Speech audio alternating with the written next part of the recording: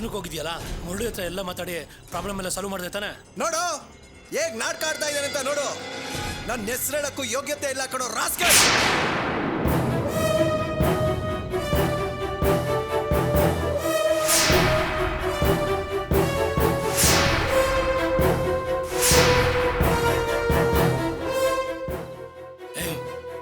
ನನ್ಗ್ಯಾಕೆ ಹೊಡ್ದೆ? ನಾನೇನೋ ತಪ್ಪಾಡಿದ್ದೀನಿ? ಏಯ್ ಕೇಳ್ತಿದ್ದಾನೆ ತಾನ ಹೇಳೋ ಗಣೇಶ ಇವನ್ಗೆ. ನನ್ಗೆ ಇವ್ನು ಏನ್ ದ್ರೋಹ ಮಾಡಿದ ಅಂತ ಹೇಳೋ. ಲೈ ನಾನೇನೋ ದ್ರೋಹ ಮಾಡಿದ್ದೀನಿ ನಿಂಗೆ? ಏಯ್ ಬೇಡ, ಫ್ರೆಂಡ್ ಅಂತ ಹೇಳಿ ಫ್ರೆಂಡ್ಶಿಪ್ಗೆ ಅವಮಾನ ಮಾಡ್ಬಿಟ್ಟಲ್ಲೋ ಪಾಪಿ. ಏ ರಂಜಿತ್, ಯಾಕೋ ಈ ತರ ಎಲ್ಲ ಮಾತಾಡ್ತಿದ್ಯಾ ನೀನು? ಏಯ್ ನನ್ನ ಹೆಸರು ಹೇಳಕ್ಕೂ ಯೋಗ್ಯತೆ ಇಲ್ಲ ಕಣ. ಎದುರುಗಡೆಯಿಂದ ಪ್ರೀತಿಯಿಂದ ಮಾತಾಡಿ ಬೆನ್ಗೆ ಚೂರಿ ಹಾಕ್ಬಿಟ್ಟಲ್ಲೋ ಮಿತ್ರ ದ್ರೋಹಿ. ಇನ್ಮೇಲೆ ನನ್ನ ಹೆಸರಿಟ್ಟು ಕರಿಬೇಡ ನೀನು. ಲೇ ಗಣೇಶ, ಇವನೇನ್ ಮಾತಾಡ್ತಿದ್ದಾನೋ ನಂಗೊಂದು ಅರ್ಥ ಆಗ್ತಿಲ್ಲಪ್ಪ. ಏಯ್ ದ್ರೋಹ ಮಾಡಿ ಏನು ಅರ್ಥ ಆಗ್ತಾ ಇಲ್ಲ ಅಂತ ಹೇಳ್ತಾ ಇದ್ಯಾ? ಲೋ ಆನಂದ, ಯಾಕೋ ಹೀಗ್ ಮಾಡ್ದೆ? ಇವ್ನು ನಿನ್ಗೇನೋ ದ್ರೋಹ ಮಾಡಿದ್ದ? ಇವ್ನ್ ಯಾಕೋ ಪೊಲೀಸ್ನವ್ರು ಹಿಡ್ಕೊಟ್ಟೆ? ಯಾಕೋ ಇಷ್ಟೊತ್ತು ಅವ್ನು ಹೊಡೆದಿದ್ದು ಸಾಲದು ಅಂತ ನೀನ್ ಬೇರೆ ಶುರು ಹಚ್ಕೊಂಡ್ಯಾ? ನನ್ನ ಮನೆ ಹತ್ರ ಬಂದು ಈ ರೀತಿ ಹಿಗ್ಗಾಮುಗ್ಗ ಹೊಡಿತಿದ್ದೀರಲ್ಲ, ನೀವೆಲ್ಲ ಒಳ್ಳೆಯವರಾ? ನಾನ್ ನಿಮ್ ಕಣ್ಣಿಗೆ ಕೆಟ್ಟವನಾಗಿ ಕಾಣಿಸ್ತಾ ಇದ್ದೀನ? ಏಯ್ ಹಾಗೆ ಹೊಡಿತೀನಿ ಕಣ. ನೀನಂತ ಬೆನ್ನಿಗೆ ಚೂರಿ ಹಾಕೋನ್ಗೆ ಹೊಡಿತೇನೆ ಪೂಜೆ ಮಾಡ್ತಾರ? ನೋಡೋ ರಂಜಿತ್, ಈ ಆನಂದ್ ಬಗ್ಗೆ ಸರಿಯಾಗಿ ತಿಳ್ಕೊಳ್ದೆ ಮಾತಾಡ್ತಿದ್ಯಾ. ಏಯ್ ನಿನ್ ಬಗ್ಗೆ ಎಲ್ಲ ಚೆನ್ನಾಗಿ ಗೊತ್ತು ಕಣ ನನಗೆ. ಏನೋ ನನ್ನ ಬಗ್ಗೆ ಏನು ಗೊತ್ತು? ಈಗ ಮಧ್ಯರಾತ್ರಿ ಬಂದು ಹಿಗ್ಗ ಮುಗ್ಗ ಹೊಡ್ತಿದ್ದೀರಲ್ಲ, ನಿಮ್ಗಷ್ಟೇ ಅಲ್ಲ ಕಣ ಕೋಪ ಬರೋದು, ನನಗೂ ಕೋಪ ಬರುತ್ತೆ. ಏನೋ ಆತ್ಮೀಯ ಸ್ನೇಹಿತ ಅಂತ ಸುಮ್ಮನೆ ಬಿಟ್ಟಿದ್ದೀನಿ. ಕೋಪ ಬಂದ್ರೆ ಏನೋ ಮಾಡ್ತೀಯಾ? ಏನೋ ಮಾಡ್ತೀಯಾ? ಲೇ ಮುಟ್ಟಾಳ, ನಿಂತರ ನಾನು ಹೊಡೆಯೋದಿಲ್ಲ ಕಣೋ. ಆನಂದನ್ ಕ್ಯಾರೆಕ್ಟರ್ ಬೇರೆ ಕಣೋ, ನನಗೆ ಚೆನ್ನಾಗಿ ಗೊತ್ತು ಕಣೋ. ಒಂದ್ ನಿಮಿಷ ಇಲ್ಲ ರೀ. ಈ ಆನಂದ್ ಏನು ಅಂತ ಆಮೇಲೆ ಗೊತ್ತಾಗುತ್ತೆ ನಿಮ್ಗೆಲ್ಲ. ರಂಜಿತ್, ಆನಂದ ಇನ್ಸ್ಪೆಕ್ಟರ್ ರಾಜಶೇಖರ್ಗೆ ಫೋನ್ ಮಾಡ್ತಾನೆ ಅನ್ಸುತ್ತೆ ಕಣ. ಮಾಡ್ಲಿ ಬಿಡೋ. ಆ ಇನ್ಸ್ಪೆಕ್ಟರ್ ರಾಜಶೇಖರ ಇಲ್ಲಿಗೆ ಬರ್ಲಿ. ಇನ್ಮೇಲೆ ನಾನು ಯಾರಿಗೂ ಎದ್ರಿ ಓಡೋಗಲ್ಲ. ಯಾರು ಬರ್ರಿ, ನಾನು ನೋಡ್ಕೋತೀನಿ. ಏನಾಯ್ತು? ಏಯ್ ನೀನ್ ಯಾಕೋ ಇಲ್ಲಿಗೆ ಬಂದೆ? ಏಯ್ ನಾನೇ ಬರೋ ಕೇಳಿದೆ ಕಣ. ಏನ್ ವಿಷಯ? ಏಯ್ ನಾವು ಹಾಸನಕ್ಕೆ ಹೋದ ಸುದ್ದಿನ ಆ ಆನಂದ ಇನ್ಸ್ಪೆಕ್ಟರ್ ರಾಜಶೇಖರ್ ಹೇಳ್ಬಿಟ್ಟಿದ್ದಾನ ಕಣ. ರಾಜಶೇಖರ್ಗೆ ಹೇಳಿದಾನ? ಯಾಕ ರಂಜಿತ್ನ ಹಿಡಿಸಿ ಒಳಗಾಕ್ಸೋಕೆ. ಆ ತುಳಸಿ ಮ್ಯಾಟ್ರು ಬಂದಾಗಿಂದ ಆನಂದ ರಂಜಿತ್ ಮೇಲೆ ದ್ವೇಷ ಕಾರ್ತಿದ್ದಾನ ಕಣ. ಮತ್ತೆ ಯಾಕೋ ನಿಂತಿದ್ದೀರಾ? ಚೆನ್ನಾಗಿ ಚಚ್ಚದಲ್ವಾ ಅವನಿಗೆ? ಈಗ ತಾನೇ ಹೊಡ್ಸ್ಕೊಂಡು ಹೋಗಿದ್ದಾನ ಕಣ. ರಂಜಿತ್ ಚೆನ್ನಾಗಿ 4 ಬಾರಿಸಿದಾನೆ.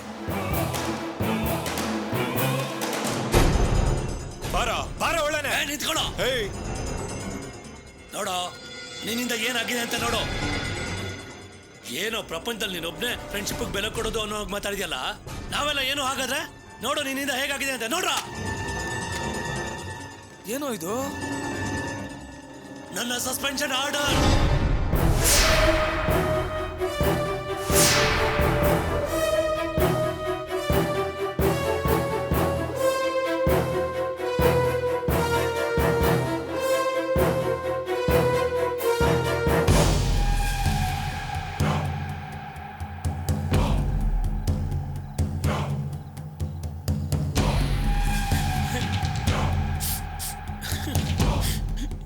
ಇಲ್ಲಿ ನೋಡಿದ್ರೆ ನೀವೆಲ್ಲ ನನ್ನ ಮೇಲೆ ಅನುಮಾನ ಪಡ್ತಾ ಇದ್ದೀರಾ, ಅಲ್ಲಿ ನೋಡಿದ್ರೆ ಆ ರಾಜಶೇಖರ್ ನನ್ನ ಮೇಲೆ ಅನುಮಾನ ಪಡ್ತಾ ಇದ್ದಾರೆ.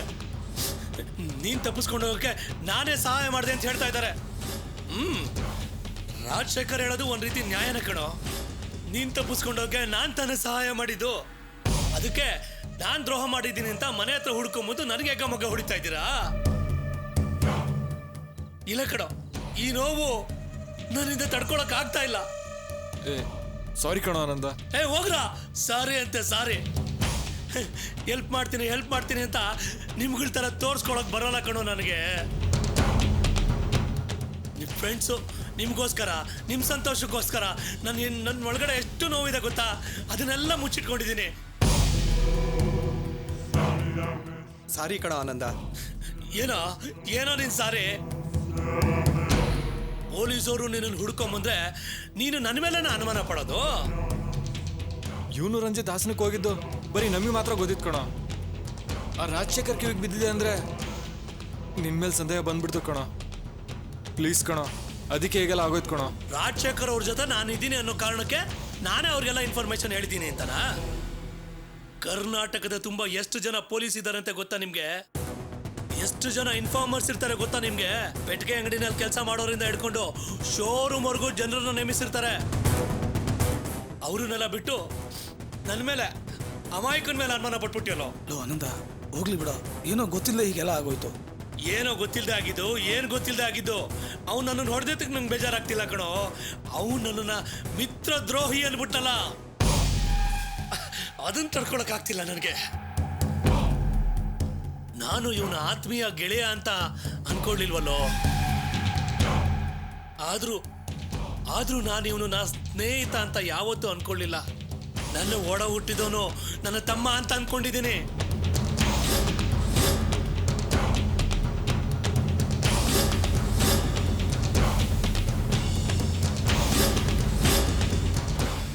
ನನ್ನ ಮೇಲೆ ಸಂದೇಹ ಪಟ್ಬಿಟ್ಟ. ಸಾರಿ ಕಣ, ನಾನು ಅವಸರ ಪಟ್ಟು ಸುಮ್ಮನೆ ನಿನ್ನ ಮೇಲೆ ಸಂದೇಹ ಪಟ್ಬಿಟ್ಟೆ. ದಯವಿಟ್ಟು ನನ್ನ ಕ್ಷಮಿಸ್ಬಿಡು ಪ್ಲೀಸ್ ಪ್ಲೀಸ್ ಕಣ.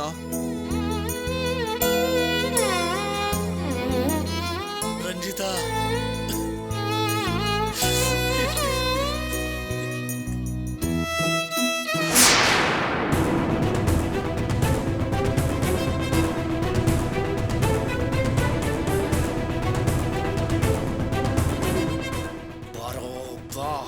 ನೀನು ವೈರಿ ಆಗಿದ್ರೆ ಬಚಾವಾಗ್ಬಿಡ್ತೀಯ.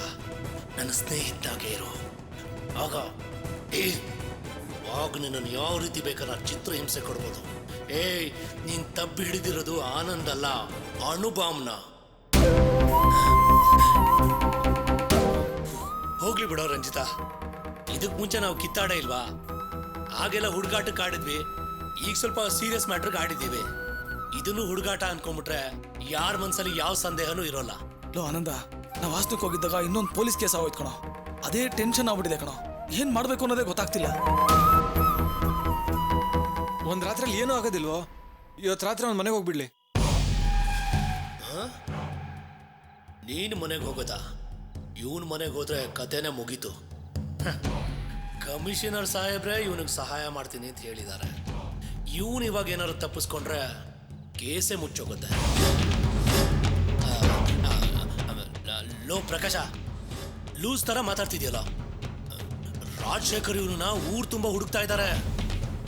ಇಂಥ ಟೈಮಲ್ಲಿ ಇವನೇನಾದ್ರು ಇವನ್ ಮನೆಗೆ ಹೋದ್ರೆ ಅಥವಾ ಗೊತ್ತಿರೋರ್ ಮನೆಗೆ ಹೋದ್ರೆ ತೊಂದರೆ ಆಗುತ್ತೆ, ಸಿಕ್ಕಾಕೊಂಡ್ಬಿಡ್ತಾನೆ. ಈಗೇನೋ ಮಾಡೋದು ಆನಂದ?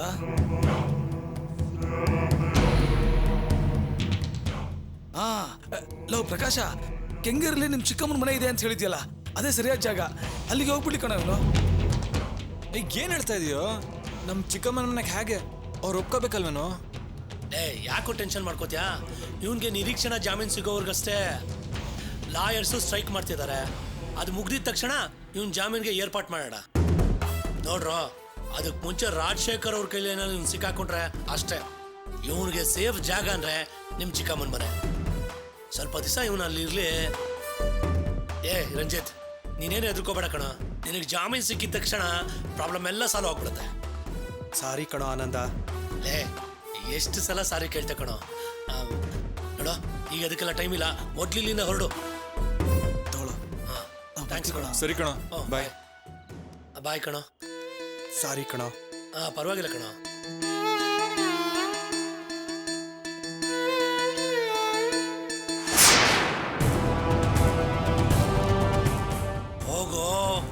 ಹೋಗು. ನನ್ನನ್ನು ಹೊಡಿತೀಯ ನೀನು? ನಾನು ಹೊಡಿತೀನಿ ಕಣೋ. ಹೇಗೆ ಹೊಡಿತೀನಿ ಗೊತ್ತಾ? ಅಟ್ಟಾಡ್ಸ್ಕೊಂಡು ಹೊಡಿತೀನಿ. ಒಂದು ಜಾಗದಲ್ಲಿ ನೀನ್ ನಿಲ್ಲಕ್ಕಾಗಬಾರ್ದು. ಊರೆಲ್ಲ ಓಡಾಡ್ತಾ ಇರ್ಬೇಕು. ಅರೆ ಹುಚ್ಚುನಾಗಿ ಚಿತ್ರ ಹಿಂಸೆ ಅನುಭವಿಸ್ಬೇಕು. ಹಾಗೆ ಮಾಡ್ತೀನಿ ಕಣೋ. ನನ್ನನ್ನು ಕೆಣಕಿದ್ಯಾಲ, ನಾನೀಗ ಏಟು ತಿಂದಿರೋ ಹಾವು ಅನ್ನೋದನ್ನ ಮಾತ್ರ ಮರಿಬೇಡ.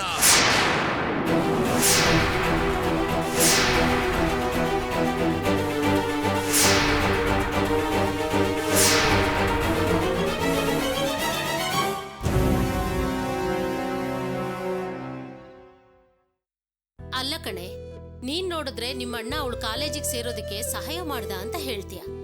ಆದ್ರೆ ಅಲ್ಲಿ ನೋಡಿದ್ರೆ ಅವಳ ಚಿಕ್ಕಮ್ಮ ಲಕ್ಷ ಲಕ್ಷ ದುಡ್ಡು ಕೊಟ್ಟು ಅವಳನ್ನ ಕಾಲೇಜಿಗೆ ಸೇರ್ಸಿದಾನೆ ನಿಮ್ ಮಗ ಅಂತ ಹೇಳಿದ್ರು.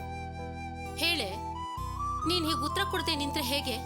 ಕಾಲೇಜಿಗೆ ದುಡ್ಡು ಕಟ್ಟೋಕೆ ಅಂತಾನೆ ಬ್ಯಾಂಕಿಂದ ನಿಮ್ ಮಗ ಪತ್ರ ಕದ್ದ ಅಂತ ಬಾಯಿಗೆ ಬಂದಾಗ ಮಾತಾಡದ್ಲು. ಅಮ್ಮ, ನಿನ್ಗೆ ಎಷ್ಟ್ ಸರ್ತಿ ಹೇಳೋದು ಅಣ್ಣ ತುಳಸಿನ ಗೌರ್ಮೆಂಟ್ ಕೋಟಾದಲ್ಲಿ ಸೇರ್ಸಿದಾನೆ ಅಂತ? ಅದಕ್ಕೆ ಸ್ವಲ್ಪ ದುಡ್ಡು ಕಟ್ಟಿದ್ರೆ ಸಾಕು. ಅದೇ ಆ ಸ್ವಲ್ಪ ದುಡ್ಡನ್ನ ಇವನ್ ಯಾಕೆ ಕಟ್ಬೇಕು ಅಂತ. ಯಾಕೆ ಅವಳಗಪ್ಪ ಇಲ್ವಾ? ಅವಳು ಹಲ್ಗಿಂಜಿದ ತಕ್ಷಣ ಇವನ್ ಹೋಗಿ ಕಟ್ಬಿಡೋದಾ? ಅಮ್ಮ, ತುಳಸಿ ಅಂತ ಹುಡುಗಿ ಅಲ್ಲ. ಅವಳು ಎಂತವಳು ಅಂತ ಅವಳ ಬಗ್ಗೆ ಅವಳ ಚಿಕ್ಕಮ್ಮ ಬಗೆ ಬಗೆ ಕತೆ ಹೇಳಿದಾಳೆ. ದುಡ್ಡಿನ ಹಿಂದ್ ಬಿದ್ದಿರೋ ಪಾರಿವಾಳ ಅವಳು. ಅದ್ಯಾರೋ ಪೊಲೀಸ್ನವರು, RTO ಆಫೀಸ್ನವರು, ಅದು ಇದು ಅಂತ ಪರಿಪರಿಯಾಗಿ ಹೇಳಿದಾಳೆ ಅವಳು. ದುಡ್ಡಿನ ಪಾರಿವಾಳದ ಹಿಂದೆ ಇವನ್ ಯಾಕೆ ಸುತ್ತಬೇಕು? ಅಮ್ಮ, ಸುಮ್ನೆ ಬಾಯಿಗೆ ಬಂದಂಗೆಲ್ಲ ಮಾತಾಡ್ಬೇಡ ಅಮ್ಮ. ಚಿಕ್ಕಮ್ಮ ಹೇಳಿದ್ಲು ಅಂತಿದೆಯಲ್ಲ, ಅದೇ ಚಿಕ್ಕಮ್ಮಂಗೆ ತುಳಸಿ ಇಷ್ಟ ಇಲ್ಲ ಅಂತ ಸಾವಿರಾರು ಜನ ಹೇಳ್ತಾರೆ. ಅವಳ ಬಗ್ಗೆ ನಿಮ್ಗೇನಮ್ಮ ಗೊತ್ತು? ಅವಳ ಬಗ್ಗೆ ನಾನ್ ಯಾಕೆ ತಿಳ್ಕೋಬೇಕು? ನಾನ್ ಹೆತ್ತ ಮಕ್ಕಳನ್ನೇ ನನಗೆ ಅರ್ಥ ಮಾಡ್ಕೊಳಕ್ ಆಗ್ತಾ ಇಲ್ಲ. ಹೇಳ, ಎಲ್ಲಿದ್ಯಾ? ಸರಿ ಓಕೆ, ಹೇಳ್ತೀನಿ ಬಿಡು. ರಾಜೀವ, ಏನೋ ಯಾರ್ದೋ ಫೋನು? ಅಮ್ಮ, ರಂಜಿತ್ ಬಂದ್ಬಿಟ್ಟ ಅಮ್ಮ. ಹೌದಾ? ಹೌದಮ್ಮ, ಅವನು ಅವ್ನ ಫ್ರೆಂಡ್ ಮನೇಲಿ ಇದ್ದಾನಂತೆ. ಗಣೇಶ್ ಈಗ ತಾರೆ ಫೋನ್ ಮಾಡಿದ್ದ. ಹೌದಾ? ಯಾವ ಫ್ರೆಂಡ್ ಮನೇಲಿ? ಅದು ಅಮ್ಮ, ಹೋದ್ ಕಡೆ ಎಲ್ಲ ರಾಜಶೇಖರ್ ಇನ್ಸ್ಪೆಕ್ಟರ್ ಹೇಳ್ದಂಗೆ ನಡೆದಿದ್ಯಮ್ಮ. ಆ ಮುರಳಿ ಹೆಂಡ್ತಿ ಇದ್ದಾಳದಮ್ಮ, ಅವಳು ಅವಳ ತಮ್ಮನ ತಲೆಗೆ ಹೊಡೆದ್ಬಿಟ್ಟು ರಂಜಿತೆ ಹೊಡೆದಿದ್ದು ಅಂತ ಪೊಲೀಸ್ ಕಂಪ್ಲೇಂಟ್ ಕೊಟ್ಟಿದ್ದಾಳೆ. ಅದೇ ಸ್ವಲ್ಪ ಸಮಸ್ಯೆ ಆಗಿದೆ. ಅಯ್ಯೋ, ಆಮೇಲೆ ಏನೋ ಆಯ್ತು? ರೀ, ನಿಮ್ ತಮ್ಮ ಎಲ್ಲಿಗೆ ಹೋದ್ರು ಒಂದೊಂದ್ ಗಲಾಟೆನಾ? ನೀನ್ ಸ್ವಲ್ಪ ಸುಮ್ಮನೆ ಇರ್ತೀಯಾ ಅಮ್ಮ? ಅದು ಪೊಲೀಸ್ನವ್ರು ಹುಡುಕ್ತಿದಾರೆ ಅಂತ ಅವ್ನ ಫ್ರೆಂಡ್ ಮನೇಲಿ ಇದ್ದಾನಂತಮ್ಮ. ಈ ಕರ್ಮ ಕಲ್ಲಿಗೆ ಹೋಗಿದ್ನಾ? ಸರಿ, ನೀನೊಂದು ಕೆಲಸ ಮಾಡು, ಅವನಿಗೆ ಫೋನ್ ಮಾಡಿ ನಾನು ಮಾಡ್ತೀನಮ್ಮ.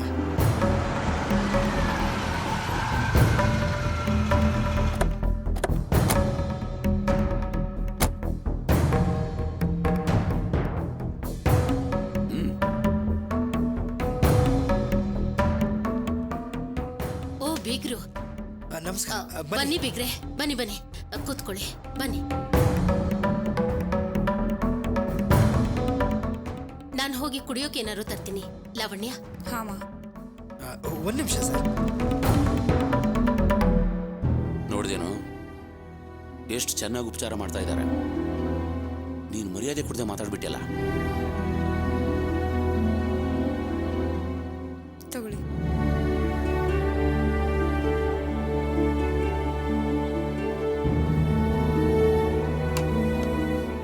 ತಪ್ಪು ತಿಳ್ಕೊಬೇಡಿ ಅಮ್ಮ, ನನ್ನ ತಮ್ಮ ಸ್ವಲ್ಪ ಮುಂಗೋಪಿ, ಅದಕ್ಕೆ ನಿಮ್ಮ ಹತ್ರ ಸ್ವಲ್ಪ ಹೊರಟ ನಡ್ಕೊಂಡ.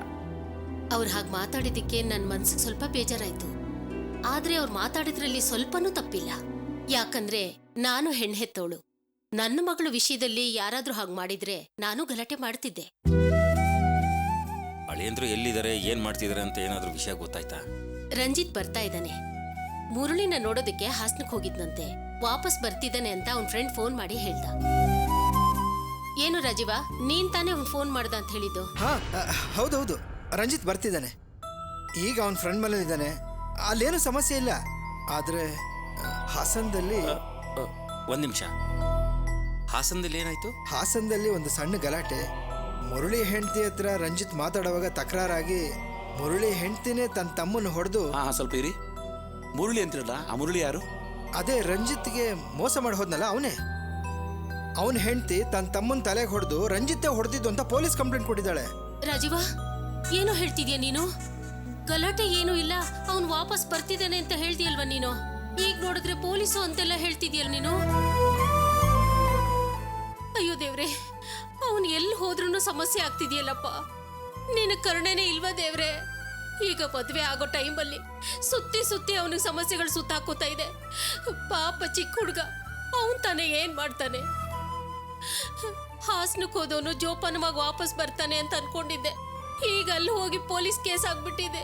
ಅಯ್ಯೋ ದೇವ್ರೆ, ಎಲ್ಲ ಪರಿಹಾರಗಳು ಮಾಡಿದ್ರು ಅವನ್ ದೋಷ ಇನ್ನೂ ತೀರಿಲ್ವೇ? ಯಾವ ದೇವ್ರ ಹತ್ರ ಬೇಡ್ಕೊಳ್ಳಪ್ಪ ನಾನು? ಅಯ್ಯೋ ಪಾಪಿ ಅತ್ತೆ, ಹಾಸನಕ್ಕೆ ಹೋಗಿ ಮಗ ತಲೆ ಹೊಡೆದಿರೋ ವಿಷಯ ಮೊದ್ಲೇ ಗೊತ್ತಿತ್ತು. ಈಗ ಗೊತ್ತಿಲ್ದಿರೋ ತರ ಶೋಕಗೀತೆ ಹಾಡ್ತಿದ್ಯಾ? ನೀನ್ ನಾಟಕ ಆಡ್ತಿದ್ಯ ಅಂತ ಗೊತ್ತು ಅತ್ತೆ, ಆದ್ರೆ ಯಾಕೆ ನಾಟಕ ಆಡ್ತಿದ್ಯ ಅಂತ ಗೊತ್ತಾಗ್ತಿಲ್ಲ. ಬಾಳ ಕಿಲಾಡಿ ನೀನು.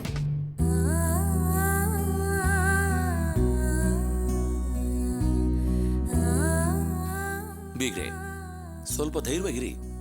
ಅಳಿಯಂದ್ರಿಗೆ ಈಗ ಟೈಮ್ ಸರಿ ಇಲ್ಲ, ಅದಕ್ಕೆ ಹೀಗೆಲ್ಲ ಆಗ್ತಾ ಇದೆ.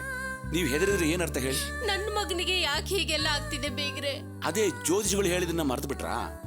ಅವ್ರ ಗ್ರಹಗತಿಗಳು ಈಗ ಸರಿ ಇಲ್ಲ, ಅವ್ರು ತಡೆದ್ರು ಅವ್ರ ಸಮಸ್ಯೆಗಳು ಅವಾಗೆ ಬರ್ತವೆ ಅಂತ. ಈಗ ನಡೀತಾ ಇರೋದು ಅದೇ. ಹೌದು ಬೀಗ್ರೆ, ಜ್ಯೋತಿಷಿಗಳ ಕೈಯಲ್ಲೇ ಪರಿಹಾರ ಸಮಸ್ಯೆಗಳನ್ನೆಲ್ಲ ನಾವು ಬಗೆಹರಿಸಿದೀವಿ. ಇನ್ಮೇಲೆ ಸಮಸ್ಯೆಗಳೆಲ್ಲ ತಾವಾಗೇ ಬಗೆಹರಿಯುತ್ತವೆ. ಅದಕ್ಕೆ ನೀವು ಗಾಬರಿ ಪಡಬೇಡಿ. ಅಣ್ಣ, ಈಗ ಹೊಸ ಸಮಸ್ಯೆ ಬೇರೆ ಹುಟ್ಕೊಂಡಿದೆ, ಏನ್ ಮಾಡೋದು? ನಮ್ಮ ACP ರಾಮಮೂರ್ತಿ ಹೇಳೋಣ. ಬೇಡಣ್ಣ, ಪದೇ ಪದೇ ಅವ್ರ ಹತ್ರ ಹೋಗೋದು ಸರಿ ಕಾಣಲ್ಲ. ಸುಮ್ಮನೆ ನಮ್ಮ ಲಾಯರ್ನ ಕಾಂಟ್ಯಾಕ್ಟ್ ಮಾಡಿ ಲೀಗಲಾಗೆ ಫೈಟ್ ಮಾಡೋಣ. ಅದು ಸರಿನೇ. ನೋಡಮ್ಮ, ನೀವೇನು ಚಿಂತೆ ಮಾಡಬೇಡಿ. ನನಗೆ ಗೊತ್ತಿರೋ ಒಬ್ಬ ಲಾಯರ್ ಇದ್ದಾರೆ, ಅವ್ರ ಹತ್ರ ನಡೆದಿರೋ ವಿಚಾರನೆಲ್ಲ ಹೇಳೋಣ. ಅವ್ರು ಜಾಮೀನ್ ಮೇಲೆ ಬಿಡಿಸ್ತಾರೆ. ನೀವೇನು ಗಾಬರಿ ಪಡಬೇಡಿ. ಬೇಗ್ರೆ, ನನ್ನ ಮಗನಿಗೆ ನೀವು ದೊಡ್ಡ ಉಪಕಾರ ಮಾಡ್ತಿದ್ದೀರಿ. ಹೌದು ಸರ್, ನನ್ನ ತಮ್ಮನು ಜಾಮೀನಿಗೋಸ್ಕರ ಟ್ರೈ ಮಾಡ್ತಿದ್ದಾನೆ. ಈಗ ಲಾಯರ್ ಸ್ಟ್ರೈಕ್ ಅಲ್ಲ, ಅದಕ್ಕೆ ಜಾಮೀನು ತಗೊಳಕ್ ಆಗ್ತಿಲ್ಲ. ಓ, ಅದು ಬೇರೆನಾ? ಹೌದು, ಈಗ ರಂಜಿತ್ ಎಲ್ಲಿದ್ದಾನೆ? ಅವನ ಫ್ರೆಂಡ್ ಚಿಕ್ಕಮ್ಮನ ಮನೇಲಿ ಇದ್ದಾನಂತೆ. ಅದು ಸರಿನೇ. ಜಾಮೀನ್ ಸಿಗೋವರೆಗೂ ಪೊಲೀಸ್ನವ್ರ ಕಣ್ಣಿಗೆ ಬೀಳದೆ ಇರೋದೇ ಒಳ್ಳೇದು. ರಾಘವ, ಮೊದಲು ಅಳಿಯಂದ್ರಿಗೆ ಜಾಮೀನು ಕೊಡ್ಸೋಣ, ವಕೀಲರು ನೇಮಿಸಿ ಸಮಸ್ಯೆಗಳನ್ನೆಲ್ಲ ಬಗೆಹರಿಸೋಣ. ಅದೆಲ್ಲ ಬಿಡು, ಮೊದಲು ನೀನು ಏನು ವಿಷಯ ಹೇಳಬೇಕು ಅಂತ ಇದೆಯಾ ಅದನ್ನೆಲ್ಲ ಹೇಳ್ಬಿಡು.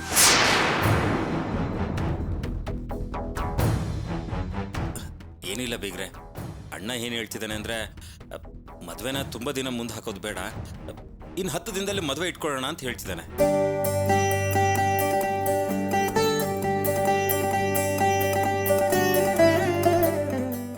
ಅವತ್ತು ಮುಹೂರ್ತ ಚೆನ್ನಾಗಿದೆಯಂತೆ.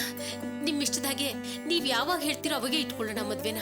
ಅಯ್ಯೋ ಅತ್ತೆ, ಅಷ್ಟ್ರೊಳಗೆ ರಂಜಿತ್ಗೆ ಜಾಮೀನ್ ಸಿಗ್ಬೇಕಲ್ಲ ಅತ್ತೆ.